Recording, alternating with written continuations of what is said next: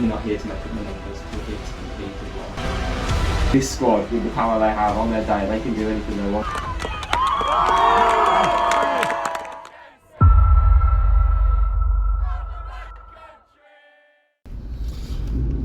Hello, the lights might have gone out last night, but the lights are certainly back on today. Sun shining in Kidderminster. Every game. Psychologically On the way to a boys' academy game with Mike. Just touch on last night's training session though, Mike. What were your thoughts? Yeah, really happy with last night. Good, positive, energetic session. Got a lot of good content in before the weekend. But just a good hard working session, bit of fun. Made sure the group had a good time as a whole section, and then nice to split off. And Dan led a great little tech practice, just working on some decision making, which was great. And then we ran into some almost 11v11 type prep for the weekend. Brought in some of the younger faces, so your likes of your Demi, your Phoebe, your Lottie, a lot of your academy girls, to contribute to the session, and they stepped up and did really well. And it's not a new thing, that's something we've been doing regularly over the last 6 months with them. And the nice part now is they come across, and some of the nerves have gone, not all of the nerves have gone, but they did really well. They worked really hard, and once again I ran over because I got a bit excited and ended up talking to the girls in the dark. So a good night, plenty to work with, and they all left with red puffy faces, which is my favourite thing. So no, very good, very pleased. Fantastic, yeah. And so now that we're on to watch the boys' academy, is that right? Yeah, so academy day, Wednesdays are academy game days, so they're always busy days. Both the women's academy and men's academy play on Wednesday afternoons. There are the few evenings every now, the few afternoons every now and again where they're both playing at home, and they're wonderful because everything's in one place.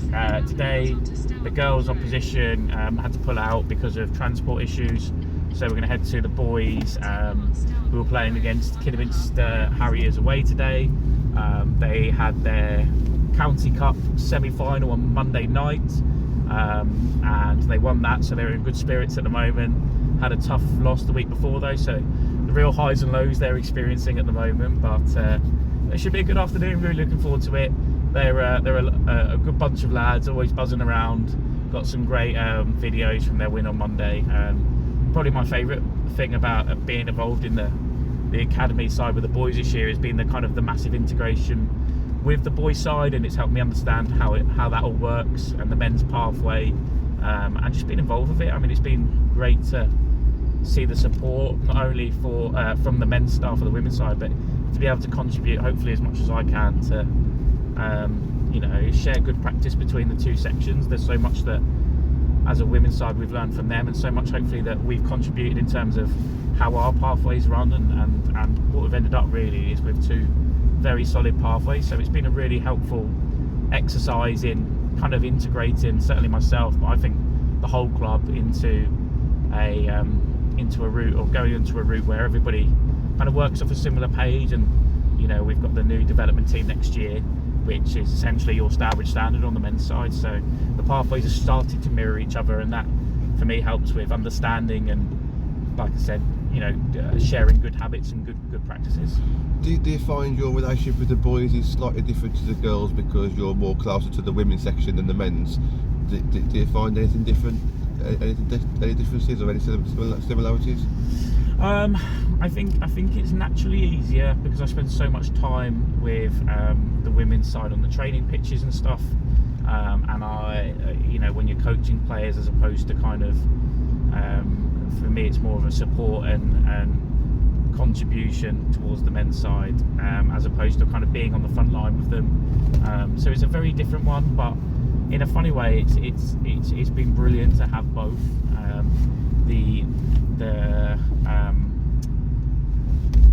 The boys' side's been so welcoming, and actually you can see how much everybody in the club wants them to do well. People like Stuart Jessup, he's been brilliant in kind of helping me understand how the way of the world is on that side of the coin, and there's so much that we've gleaned from each other in making sure that it's done right. But just the little, you know, the bits where I have been involved in some of the frontline stuff, the guys are brilliant. You know, they're so passionate about their football. It is a different relationship in that obviously I spend so much time more with the girls, but you know, it's been so easy to integrate onto the guys' side, and I think it's been really helpful with just kind of helping both sides understand each other. I think when you're guessing what each side is doing, you begin to kind of open the pathway up for Chinese whispers and that kind of stuff. But you know, when people have had questions about the women's side, it's been very easy for me to kind of drop in, oh, this is what we do, and this, that and the other. And for me, now that I understand that there's Stourbridge Standard, the 21s, the 19s, the 18s, the 16s, and how that all looks, it's been really helpful to kind of bridge the gap in terms of knowledge and just take really good habits from each other. Okay, Mike pulled up at a familiar ground. I remember being here last season when we played Kidderminster in the women's team where we won. I can't remember the score, but it was a great game to be a part of. And we're back here now with the Boys Academy. Just talk to us a little bit about the Boys Academy then, like how they're doing in the league, the games, development, how well are they doing at the moment? Yeah, so I kind of took over on the boys' side at the back end of last season. There was a lot to do. We had a big kind of culture change that we wanted to implement, and the way that things were done operationally as well. There's been a huge shift that side. And with regard to the boys, they were brilliant. They took it on board. They were kind of really supportive of all the things we wanted to implement. So this season, we've you know, increased the quality of everything we've done through the club. Daryl has been fantastic with the boys. We've got their games on footage every single week. We've got things like photographers around, and the group in itself. We've worked really hard to make sure that not only they're doing well on the pitch, but academically they've been really strong too, and to the point where I've had to be quite strict at times and really make sure the boys understand the expectations in terms of doing things right and handing things in, not on time, but hopefully before time, so that they can manage their football well.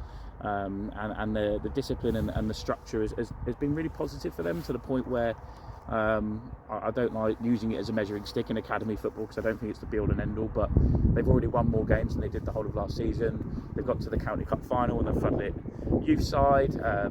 You know, they've had great games, and they've had games where they've struggled, and that's really important at this age group, because if they won every single game, we're not challenging them in the right way.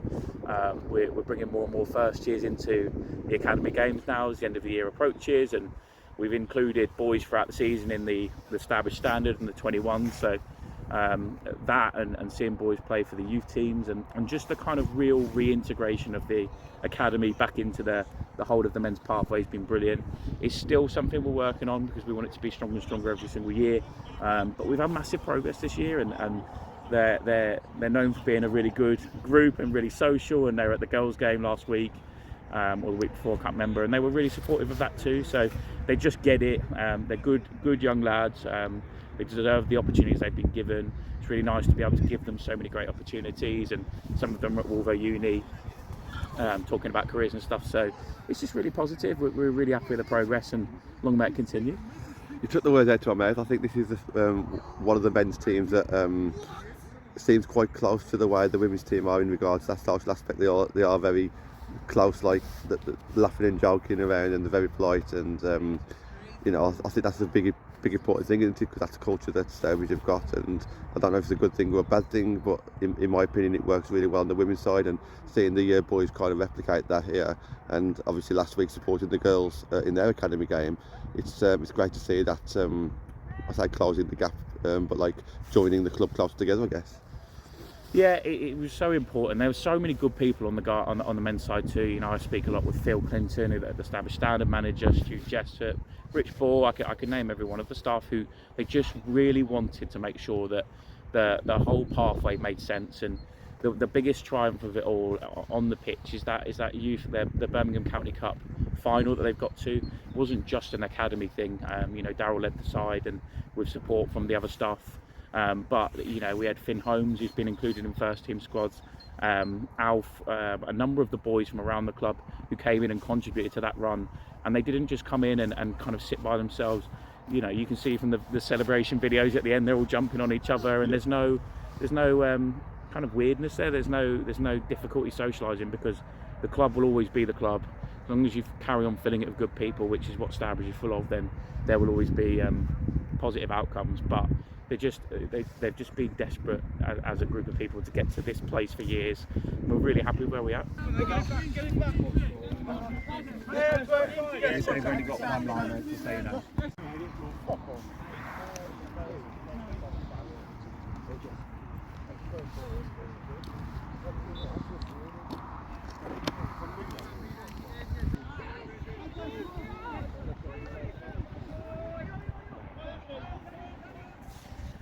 This is a first year group. We're much quieter than they are. Right then, just return back to base. That's Mike's house. I feel like this is like home at the moment, more than the War Memorial Ground. So it's Wednesday night now. Is this the kind of night where you switch off, and how do you tend to switch off? What kind of things do you get up to when you're not doing anything Stourbridge related? Yeah, so just like imagine like a Sunday night, we always have a bit of a debrief with the staff. So I've spoken to Darryl on the way home about the game, which is great, and trying then to switch off a little bit before tomorrow. So Thursdays are very similar to Tuesdays. It's training in the evening. There's a bit more admin than Tuesdays, because obviously it's post Wednesday. So there's reports to write. There's admin to do. I've got to make sure team sheets are sent off to various places, get stuff sent off for next week's games. We're also closing in on academy trials, so plenty to work on there. But the important bit for me now is trying to tune out and enjoy my evening and move away from football, as it can become, rather than full time, it can become all the time. So I'm just going to make sure I do a good job now of switching off for the evening. So how do you switch off then? Do you like watch a bit of football yourself, or listen to music? Anything in particular? Yeah, it could be anything. Playing games? It could literally be anything. Yeah. From chess, yeah. From just being online with friends to going out and having some food, to going for a walk, going to the gym occasionally. But just anything for me that is away from the normal spaces that I occupy, going out and being a bit more social. There will always be times where if you sit in the same spaces, you can get very quickly dragged back into checking WhatsApps or doing what you need to do. But it's just really important that I find different ways of occupying myself or doing things that now the hobby has become the job in a way that actually there's a new hobby in place. So. Yeah, lovely. Look, thanks for inviting me to the Boys Academy today. I've only seen them once or twice before. Seeing a lot of polite guys there, and Daryl's got a great project going on. So good luck to him, and I'm sure I'll try and speak to him and see the guys down the club where I can, and Dudley College where I can as well on my days off going forward. So enjoy your night, and I'll see you tomorrow at the next training session. Thank you. Okay, Mike, something a bit different for a Thursday. What's the plan for today? Yeah, so we've got a meeting tonight, strategy stuff, just updating everybody in the section, prepping for the months ahead. A lot of changes happen even during the season, and prep for next year, so it's important that we obviously catch up with everybody, meet and just talk about football off the training pitch sometimes, where there's always 1,000 distractions. So we just schedule these in every 6 weeks or so, just kind of the end of training cycles and stuff as well, just to kind of keep us all in the loop. It's a busy week coming up with county cups and league cups and stuff, so just good to bring everyone together and catch up. So you've got your laptop there as well. Is that going to be a presentation on something to do with Sunday's game? Yeah, so we got Solihull on the weekend and Cowsall on the Tuesday. So tonight we're doing some prep with the first team, etc., and some analysis. Oh, it's come from school. Fresh. I know say you're a bit of a banker, but you didn't take it. Hello, and welcome to this week's Women's Football Chat. My name is Chris Gansby. I'm here every Thursday at 6 p.m, bringing you the very latest from the third and fourth tiers of women's football. Hi everybody, it's Harry O'Neill, Stourbridge Women First Team Coach, and you're probably wondering why you're hearing my voice instead of what's going on in the video. Well, that's because you're not allowed to know what's going on in the video. It's on a reel, it's just a coaching meeting, so I'm going to use this opportunity to ramble over the top of it and just talk about Mike. I've known Mike for nearly 6 years now, probably. and I've got a lot of time for him, both on a footballing perspective and from a personal perspective. The guy's great, and I speak on behalf of all of Stourbridge women as you know, as a staff, as a unit, as a collective of players as well. That he's absolutely fundamental for this side of the football club, as well as also the academy side, and even touching into the men's as a football club as a whole. I think the guy does absolute wonders for the progression development that we've all had, both as in the league and as coaching staff. I mean, personally, I don't think I'd be the coach I am without him today. He kind of picked me up from when I was 19, 20, just going into football coaching, just entering my coaching career, and he's helped me progress again and again and again. And I'm certainly very, very grateful for everything he's done for me. And I think I speak on all behalf of all the staff really, where the things that he does for us as a staff in terms of our personal coaching development, it's absolutely fantastic. So credit to you, Mike. It's one of the reasons why you are the way you are, and one of the reasons why you're probably one of the best coaches we've seen in the National League. Again, from a personal perspective, look, he's a great guy. He's a great guy to have around all the girls. He's a great guy to have around us as staff, and he's all fantastic in terms of the way he runs our football club with Andy. So keeps Andy at bay anyway. So hello, Mr. Fisher, we love you.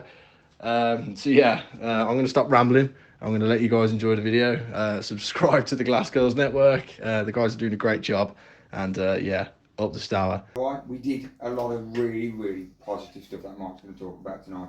All right, we just didn't get that second goal, probably to settle us as a Stourbridge club, as a Stourbridge team, where we used to kind of be in 2 or 3 up in a position at half time or 50 or 60 minutes, and then taking the game even further. All right, and we're just going to get used to that a little bit. All right, but Mark's going to talk a little bit about how we can get to a point where we are definitely finishing games off, because we know defensively we're absolutely solid. We know we're creating chances and we're creating spaces as a front 6, as a midfield, as a front 3. We know we're doing that. All right, we're just making slightly wrong decisions at times, especially in games like Sunday. All right, as we said today, we laughed about it a little bit. We're sitting top of the table. You're 8 points now ahead of Solihull Moors. All right, you're in a great position. February's looking exciting if we make sure we get it right. But as we've said it many times, we're perfectionists, so we're going to pick out the points that we need to make sure you go and beat Solihull Moors 2 or 3 now. All right, and we're comfortable. All right, so exciting, good session tonight, please, for me. Take on board what we're saying. Big exciting cup game on Sunday to make sure we're in the semi-finals of the county cup, which would be great. Right. Yeah, just a recap, and we did some numbers, and numbers aren't the be all and end all, but if you look at what they kind of had first half, and even the quality of the chances, and I haven't done clips at all, but you can see from that there that the entire half of them was 5 crosses and 3 touches in our box. So those touches happened. The first one was in the 21st minute, and that was a dispossession after the first touch. The second one in 26 minutes, she headed it. She jumped for a header, I think, with Meg, and headed it back to the keeper, and then the final one was literally nothing. I think was a cross that went out for a goal kick. So that's just first half numbers. So there's a level of control and dominance. This was the game picture, and this for me is really telling. And when we look back on it afterwards, it's mad what happened. So you can see here the 2 forwards. Well, she was more the number 10, and she was a centre forward, and then Creeley there doing whatever she wants. You've then got, this is their left forward, and this is their right forward. And she's gone from actually not being up here, not affecting Meg, not causing a massive issue. You're so worried about the front 3 that at times they're playing 1, 2, 3, 4, 5, 6, plus your goalkeeper versus those 3. So they're using 7 out of their 11 players before the ball's even got up the pitch to focus on that. You can see there low at the back post, and then even there another 3v2. And if you look at the quality of what Solihull created and compared to this is a different world. Okay, this is exactly where we want to be. Same here again. We've got the ball in behind here, almost 2v1, 3v2 there, including Neve. Got Neve in at this point, and that was a shot on goal. That was a ball that was played through, got caught offside, it happens. Same again, another one played through, 2v2. You can see the 2v2 against the players there. The 2v2 there. You can see here, we've got a great opportunity with Zoe. Okay, and so all of these, 1, 2, 3, 4, 5, 6, 7, 8, 9, 10, 11, 10. Those 10 happened in the first 20 minutes.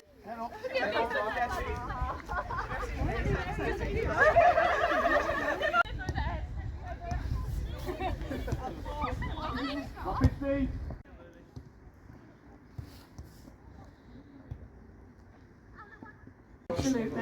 Rashford's got the most space for that cross to be delivered into. Mike, Sunday's finally here, game day. All the preparation has led to this. But how's your weekend gone so far? Yeah, brilliant. We just came back from St George's Park last night. So we had the National League conference meeting to talk, not just to talk football and all that stuff, but to talk about clubs and structures and the way the kind of National League wants us to go, which was great. Always good to meet good people and talk football. So had plenty of chats with people, not just in our league, but in other leagues, and talking to them about clubs. And met Jason from Hashtag, who is, I think we can call him a women's game celebrity at this point, isn't it? So it was great. Had some really good conversations. There's some really nice ideas and just bouncing some best practice off each other as well, and seeing what people are up to. Really interesting hearing about some of the best practice and some of the challenges that other clubs have as well. It's so different between all 71 clubs, so it was really interesting. Excellent. Yeah, I think last time we went, obviously we was newbies to the league. Now obviously everyone's looking at us thinking, Flimperdale top of the league and flying across all 6 divisions. We're one of the ones with the highest points. Did you get much feedback from other clubs at all, or much interaction from that kind of thing? It was all good. It was plenty of jest, which is always good fun. Yeah. Aid Clements from Leafield loves it, and we had a good time chatting away with him. And brilliant. Sam Baker was there, who is captain, and she does some bits and bobs behind the scenes. And we went to uni together as well, so it was nice to chat with them. But I think everybody respects it and sees what's been going on. I don't think anybody thought we would struggle in the league at all. I think some have been taken back by the success, and it was just nice talking to people about kind of how they've seen it, how we've seen it, and just getting some really positive feedback about the club and the support and the networks. And you know, even when hearing some of the challenges the other clubs have, you almost stand back and go, actually, what a brilliant setup we've got here, and how much how much support we have and all of that. So absolutely, yeah. I'm aware that you need to get the girls all warmed up and everything, but just before you go, you saw a few England Lionesses over the weekend as well. I saw it on social media. How was it to be involved with like the likes of Ella Toon, and she came over and spoke to you, and you know, how nice is it to be up there with some of the best English players out there? Yeah, so Andy Cladd and I were joking about it, and we've come so far from Tier 6, you know, and travelling to local clubs and potentially some grounds that don't have facilities and changing rooms and all of that stuff, to be sat at St George's Park and the Lionesses are on the next table. I mean, I completely bottled it. I was the biggest fangirl in the world. Fisher had the guts to talk to Ella Toon, but I was just kind of like, leave them be. They don't want to talk to us. They want to sit and enjoy their drinks in peace. Obviously, Andy Fisher has absolutely no issues at all, and Ella was brilliant and lovely about it. So it was great. It was just unbelievable to be sat in the same bar, seeing them being normal humans. They weren't drinking pints. They were, you know, sat there with water and tea bags and stuff, which just shows the levels, doesn't it? You know, so fair play to them, and best of luck to them in their fixture today. Right, look, enjoy the game. I'll be recording you from a distance, and really thank you very much for this week. And obviously it's all led towards this game now. It'll be great to see how the girls implement what you've been discussing on a training pitch, actually on game day. So I'll see you shortly. Cool, see you in a bit.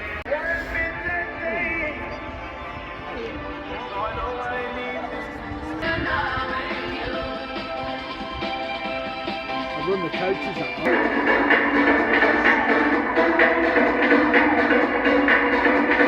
Please welcome your 2 teams to the pitch tonight. Our visitors, Solihull Sporting and the Glassgirls of Stourbridge. I'll bring you through our starting lineups tonight. Start with our visitors, Solihull Sporting. In goal, number 1, Diane Germain. Number 2. Number 1, Amy Preston. Number 19, Zoe Clark. Number 3, Jess Bate. Number 22, Karen Allen. Number 5, Sophie Levin. Number 6, Alex Nicklin. Number 23, your captain, Amber Lawrence. Number 11.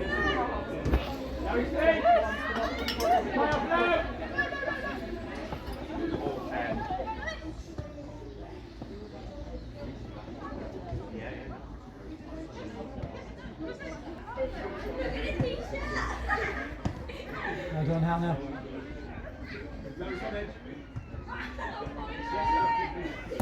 Follow it in! Double substitution for Stourbridge coming off the field, number 10, Will Rogers, and number 17, Alan Pickwick. Coming on is number 7, Sarah Robinson, number 24, Dean Phillips.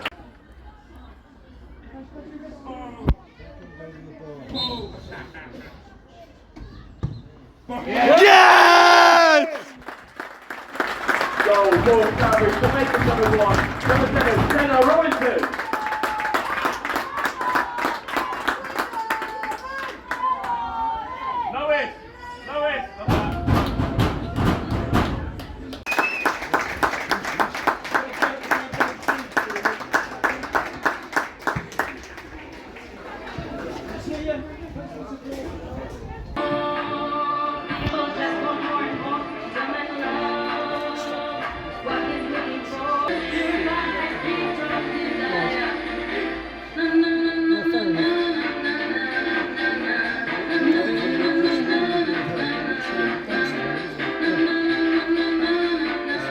Mike, was it a 7-1 win in the end? I can't remember the exact result. A nice day today, kind of relaxing for the supporters, probably a little bit relaxing for you after we got our first goal, just to make sure that we definitely got that win. How nice was it for you today to be a part of a game where it was a little bit more relaxing on the sidelines? Yeah, these games are really good for integrating our younger players into the squad. So we had Senna and Demi come and join us today, who for everybody I think became the main event. You know, that tier 5, it's a big jump from 5 to 4, and Solihull Sporting have done a brilliant job of coming from 6 to 5 as well this year, so they're third in that league.